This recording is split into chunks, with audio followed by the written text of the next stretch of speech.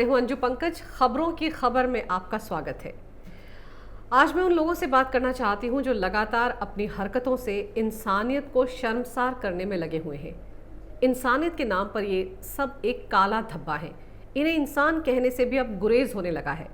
लगता है कि कोई कैसे मुश्किल के इस वक्त में इतना असंवेदनशील, इतना निष्ठुर, इतना जाहिल, एहसान एहसान फरामोश कैसे हो सकता है। किसी भी धर्म या मजहब के हो सकते हैं आप, लेकिन सबसे पहले आप इंसान तो हैं ना। इंसानियत से बड़ा धर्म तो कोई और हो ही नहीं सकता। लेकिन कुछ इंसान हमेशा जाहिल ही रहेंगे। वो ना तो कभी माहौल की गंभीरता को समझते हैं और ना उन्हें दूसरों की कुर्बानियों का कोई एहसास होता है। मुझे तो उन्हें इंसान कहते हुए भी शर्म आती है। वो इंसान कैसे हो सकते हैं जो जिंदगी बचाने वाले डॉक्टरों पर पत्थर फेंके, उन पर हमला करे, लाठी डंडों से उन पर हमला करे। ऐसे लोग तो इंसानियत के नाम पर ऐसा काला धब्बा है जिन्हें हैवान ही कहा जा सकता है। मुझे बड़ी तकलीफ हुई उस वीडियो से, उस तस्वीर से, उस खबर से जो चेन्नई की है, जहां डॉक्टर साइमन के पार्थिव शरीर को दफनाने के लिए उनके दोस्तों और परिवार वालों को जो मशक्कत करनी पड़ी, उसने पूरी मानवता को शर्मसार कर दिया है।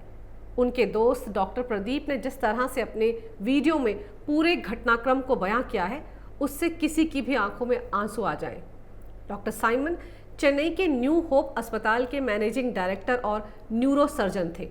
अपनी डॉक्टरी के पेशे के दौरान उन्होंने कितने लोगों की ज़िंदगी बचाई होगी, कितने लोगों का इलाज किया होगा, लेकिन कुछ लोगों के चलते वो अपने आखिरी पड़ाव में सुकून के साथ दफन भी नहीं हो पाए।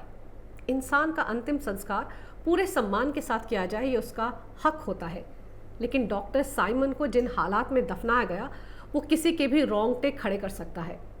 उन्हें दफनाने के लिए उनकी पत्नी, उनका बेटा, उनके कुछ डॉक्टर दोस्त रविवार रात 9 बजे 2 एम्बुलेंस में किलपॉक के टीबी चतराम कब्रिस्तान गए थे। पुलिसकर्मी भी उनके साथ थे, लेकिन वहां पहले से ही मौजूद सैकड़ों लोगों ने हंगामा कर दिया, उन पर हमला कर दिया। उनका कहना था कि अगर यहाँ उन्हें दफनाया गया तो कोरोना फैल सकता है। इसलिए इस भीड़ ने डॉक्टर साइमन के शव को वहाँ दफनाने से रोक दिया। इसके बाद एम्बुलेंस डॉक्टर साइमन के पार्थिव शरीर के साथ वेलांगदू की सिमेट्री पहुंची, लेकिन वहाँ पर भी उनका स्वागत डंडों और पत्थरों से किया गया। ज़रा सोचिए, आखिरी यात्रा पर निकले एक कोरोना वॉरियर के साथ इस तरह का शर्मनाक व्यवहार किया जा रहा था। डॉक्टर प्रदीप, जो कि डॉक्टर साइमन के बेहद करीबी दोस्त हैं, उन्होंने बताया कि इस कब्रिस्तान पर जेसीबी मशीन ने अभी 6 फीट की ही खुदाई की थी कि गुस्साई भीड़ ने उन सब पर डंडों से हमला कर दिया और पथराव भी शुरू कर दिया। दोनों एम्बुलेंस के शीशे तोड़ दिए, ड्राइवरों को सिर पर डंडे मारकर जख्मी कर दिया। डॉक्टर्स और डॉक्टर साइमन की पत्नी और बेटे को भी चोटें आईं। सैनिटरी इंस्पेक्टर जो साथ गए थे, उन्हें भी जख्मी कर दिया। डॉक्टर प्रदीप का कहना है कि इतना हंगामा हुआ कि सब शव को वहीं पर छोड़कर अपनी जान बचाने के लिए वहां से भाग गए। लेकिन डॉक्टर प्रदीप अपने जिगरी दोस्त के शव को वहां कैसे छोड़ सकते थे? तो उन्होंने अपने दोस्त डॉक्टर साइमन के शव को जैसे तैसे एम्बुलेंस के ड्राइवर्स की मदद से उठाकर फिर से एक एम्बुलेंस में डाला। डॉक्टर प्रदीप जल्दी से डॉक्टर साइमन के पार्थिव शरीर के साथ दोनों एम्बुलेंस के डॉक्टर के साथ एक एम्बुलेंस से वहां से निकल गए। लेकिन दोनों ड्राइवर भी भीड़ के हमले में बुरी तरह जख्मी हो चुके थे, तो उन्हें इलाज के लिए पहले डॉक्टर प्रदीप ने किलपॉक मेडिकल कॉलेज छोड़ा। उसके बाद उन्होंने स्वास्थ्य मंत्रालय में कुछ आला अधिकारियों से पुलिस प्रोटेक्शन मुहैया करवाने का अनुरोध किया, ताकि अधूरा छोड़ा गया बरियल पूरा किया जा सके। इसके बाद रविवार रात 11 बजे फिर डॉक्टर साइमन के पार्थिव शरीर के साथ वो वेलांगदू सिमेट्री पहुंचे, जहां पर कब्र के लिए 8 फीट की खुदाई की गई। इस काम में भी मौके पर सुरक्षाकर्मी जो मौजूद थे, उन्होंने डॉक्टर प्रदीप की मदद की। अस्पताल के 2 कर्मियों की मदद से डॉक्टर प्रदीप ने अपने जिगरी दोस्त डॉक्टर साइमन को हमेशा के लिए ज़मीन से 8 फीट नीचे सुला दिया। सब कुछ बहुत जल्दी से किया जा रहा था ताकि फिर कोई हंगामा ना हो। डॉक्टर प्रदीप का कहना है कि डॉक्टर साइमन एक डॉक्टर थे, एक अस्पताल के मैनेजिंग डायरेक्टर थे। वो इस तरह के अंतिम संस्कार के हकदार हरगिज नहीं थे। डॉक्टर साइमन के एक और दोस्त डॉक्टर भाग्यराज भी इस हिंसा में बुरी तरह जख्मी हो गए थे। उन्होंने बताया कि उन्हें वहां से जान बचाने के लिए भागना पड़ा ताकि डॉक्टर प्रदीप दफनाने का संस्कार पूरा कर सके। संवेदनहीनता और मानवता को शर्मसार करने वाली ये खबर आप सब ने देखी होगी, सुनी भी होगी। इसका वीडियो भी वायरल है। सब न्यूज़ चैनल्स पर इस खबर पर लंबी चौड़ी बहस भी हुई।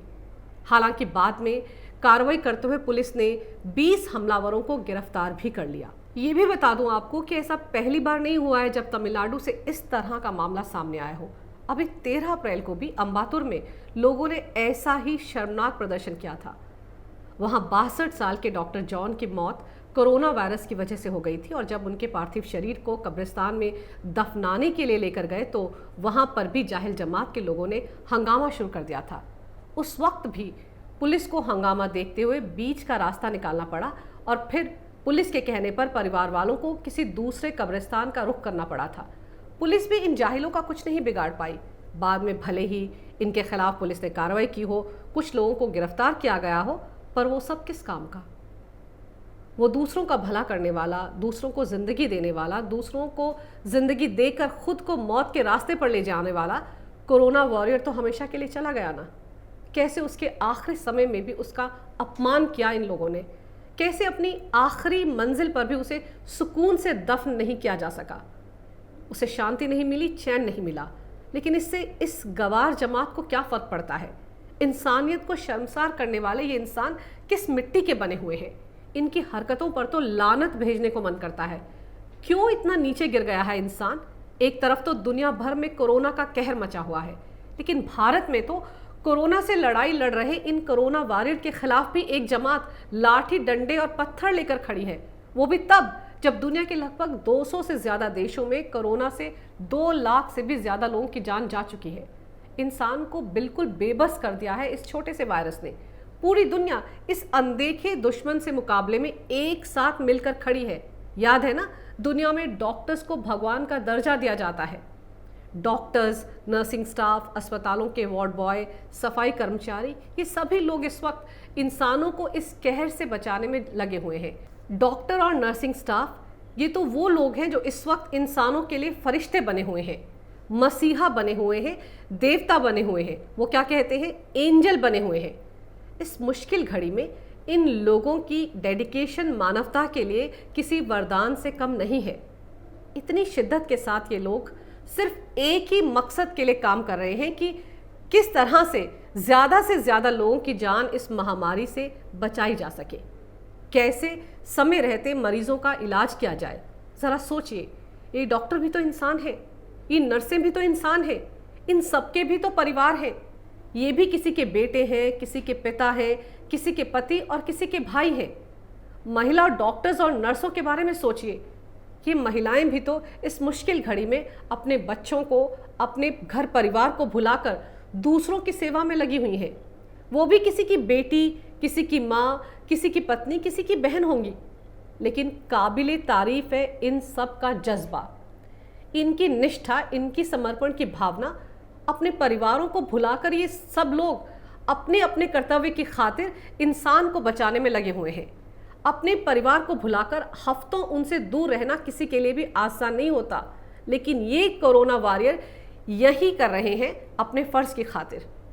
याद है ना वो तस्वीर जो हर रोज ट्विटर, फेसबुक और तमाम सोशल नेटवर्क साइट्स पर फ्लैश होती रहती हैं? कोई माँ अपनी ड्यूटी के चलते हफ्तों से अपनी 3 साल की मासूम बेटी से मिल नहीं पाई है। मासूम बेटी बाइक पर बैठकर दूर से अपनी माँ को देख रही है। उसकी बेबसी ये कि वो इतने दिन बाद माँ को देख ही पा रही है, दौड़कर अपनी माँ के गले नहीं मिल पाती। कई डॉक्टर्स की तस्वीरें भी हैं जो सोशल मीडिया पर लगातार फ्लैश हो रही हैं, जो अपनी ड्यूटी के बाद अपने परिवार से सोशल डिस्टेंसिंग का पालन करते हुए घर के बाहर बैठकर खाना खा रहे हैं, घर के बाहर दहलीज पर बैठकर चाय पी रहे हैं, चाहकर भी अपने बच्चों को गले नहीं लगा सकते। और वो तस्वीर कोई कैसे भूल सकता है जब अहमदाबाद में अपने काम से लौटी एक डॉक्टर पर, एक महिला डॉक्टर पर उसके पड़ोसी ने गाली गलौज के साथ हमला कर दिया था। कैसे इस कोरोना वॉरियर के साथ ये बदतमीजी की गई।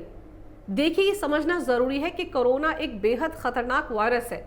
चाइना के वुहान की लैब में बना ये बायो वेपन बड़ी तेज़ी के साथ फैलता है और ऐसे में कोरोना के मरीजों का इलाज करना खुद डॉक्टरों के लिए भी एक बड़ी चुनौती है।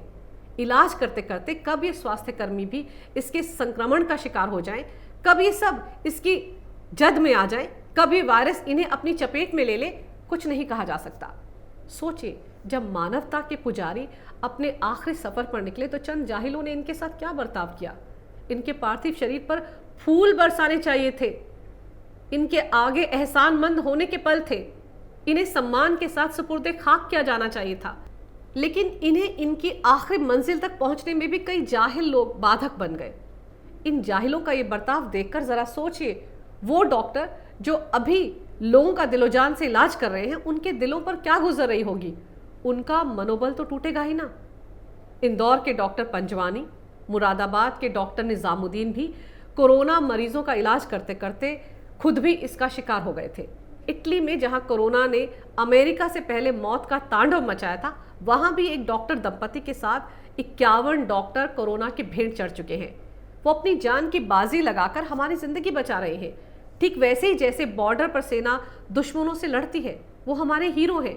लेकिन बड़ा दिल दुखता है जब उन पर हमले की खबरें आती हैं। घटना तमिलनाडु की हो, फिर तबलीगी जमात के द्वारा डॉक्टरों और नर्सों पर हमले की हो, या फिर जहां कहीं भी उनके साथ हो रहे दुर्व्यवहार की हो, इन घटनाओं से इंसान की अंतरात्मा हिल जाती है। और इसीलिए मोदी सरकार ने कोरोना वॉरियर्स पर हमला करने वालों, उन्हें तंग करने वालों, उन पर जुल्म करने वालों, उनके साथ भेदभाव करने वालों के खिलाफ एक सख्त कानून बनाया है।